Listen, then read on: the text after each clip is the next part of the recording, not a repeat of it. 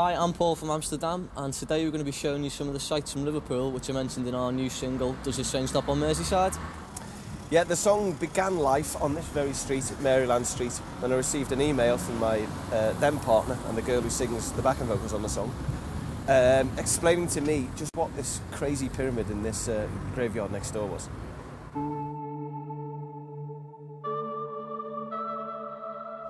We're outside the tomb of William James McKenzie, who was quite a wealthy merchant in the 1800s in Liverpool. Now, McKenzie was a well-known gambler and an ardent atheist, which was a very unusual thing back in those days. And one night he was playing a game of cards here on Rodney Street, and there's a guy there called Mr. Madison who he didn't know.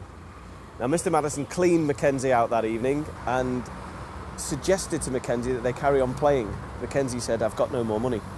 So he said, "We'll play for your soul, and it wouldn't matter to you because you're an atheist." So McKenzie agreed.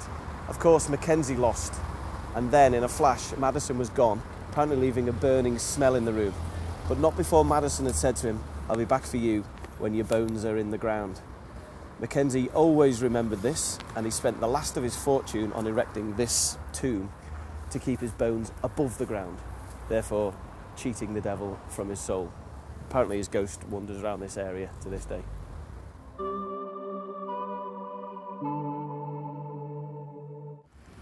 This is John Lennon Airport in Speke, Liverpool, and this is where EasyJet have one of their main operations. You can fly from here cheaply to anywhere in Europe. So at the weekend, the great cities of Europe are just full of pissed up scousers having a great time. The orange and white jets take off here, go across the river and fly directly above my house, taunting me and making me wish I was on them.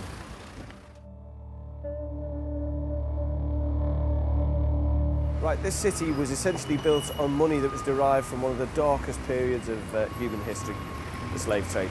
The town and its inhabitants derived great wealth from the slave trade. All the ships that took all of the slaves over to the Americas were all registered here in Liverpool. Overall, Liverpool's ships transported at least half of the 3 million slaves that were taken to the Americas by the British slave ships.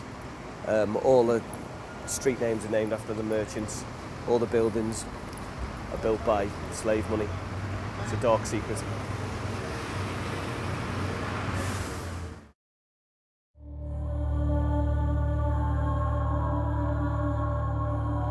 We're here in Mathew Street, and this is probably the most famous thoroughfare in the city. Here at the bottom of the street is where 5 roads converge. And according to Bill Drummond, erstwhile rock and roll lunatic and manager of various bands, there's a line of energy comes down from the North Pole and goes straight up the middle of the street, and then goes off to Glastonbury or Egypt or some other mystical bollocks.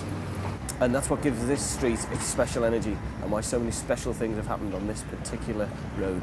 So here we are on Mathew Street, outside the world famous Cavern Club. The Beatles played here, so I've heard, 262 times, although not technically this cavern. What's not so well publicised is that about 20 years ago it was tunnelled through and filled in to make room for the underground system at Liverpool. It's under there. So if you just look under here, you can see that it's currently being renovated. But for the time being, if you come into Liverpool and you want to see the cavern, this is about as close as you're going to get. Once you've had like 3 pints of Stella, it does for the cavern. Right, on the other side of the street from the Cavern Club was Eric's, which God knows what it is now, but this was Liverpool's premier punk rock club. And according to Wiley-esque legend, the Clash played here one night and everybody in the audience formed a band the day after. The Stranglers went through here, the Pistols, the Jam. Split Ends. Crowded House. And basically, this club has a lot more to do with Amsterdam's music than that 60s one over there. But the line of energy apparently has given rise to both.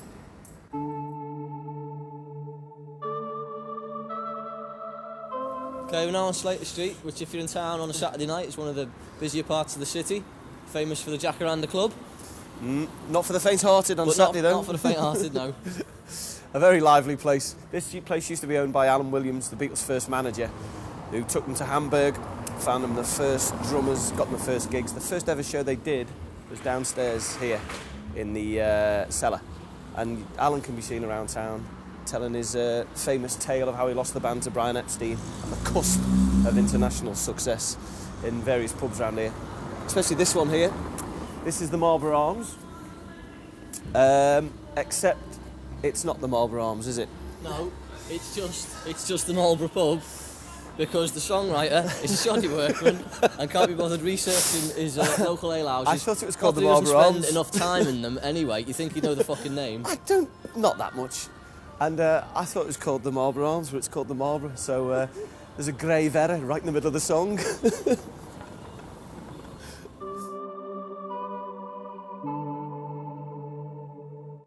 Great Irish Potato Famine probably had the most profound effect upon Liverpool and its character to this day. Over 1 million people starved to death just across the water there in Ireland. That's why Liverpool's known as the capital of Ireland. A lot of people came over here, starved to death in the streets here in Liverpool as well. The funny thing is that there wasn't actually a famine, there was just a blight on potatoes. There's plenty of crops, oats, barley, wheat, fish, livestock. But the British shipped them all out and the peasants starved to death. And then they came over here. Because of this, Liverpool is not a very English city. It's kind of got its back to the rest of the UK. It's more of a Celtic place. And all of this gives rise to the fact that the girls don't wear any coats even in the dead of winter. Jack Straw says that we're all up to something. Everybody's got a joke to tell. Everybody's a thief. Some of it's true, some of it's not. It's just a very different place. That's the main thing.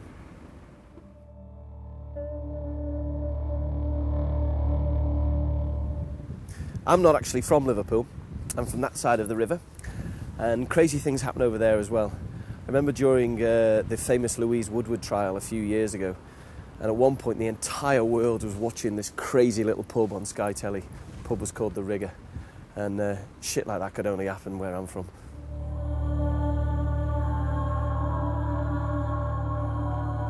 Now, I'm not a Liverpool fan, and I'm not an Everton fan. I dislike both clubs intensely. I'm a Tranmere Rovers fan. But Hillsborough brought us all together, and we'll never forget it. And people come from all over to pay their respects at this monument outside Anfield. I'll never forget that day because I was busking out with a friend of mine in Chester, and we went to the pub at 3 o'clock to have a pint.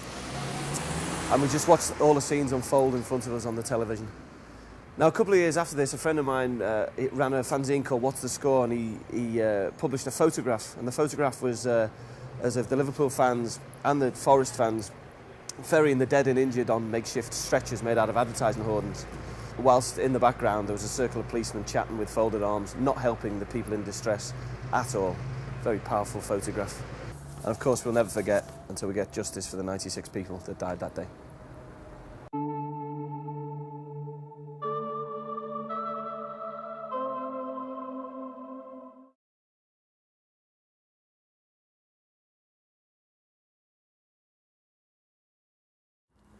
Hi, I'm Paul, the bass player from Amsterdam, and today we're going to be showing you some of the sights from our hometown Liverpool, which is the song about which the thing that we're in. you know the thing that we're in. Yeah. Wait, go to the top of this. No, do it all again, because we like doing it. We're going to fuck the band off and be fucking modern day Blue Peter presenters. This is John Lennon Airport in Speke, Liverpool, and this is where EasyJet have their mainest operation. Better do that again. Okay, this city was essentially built on money derived from one of the darkest periods of human history.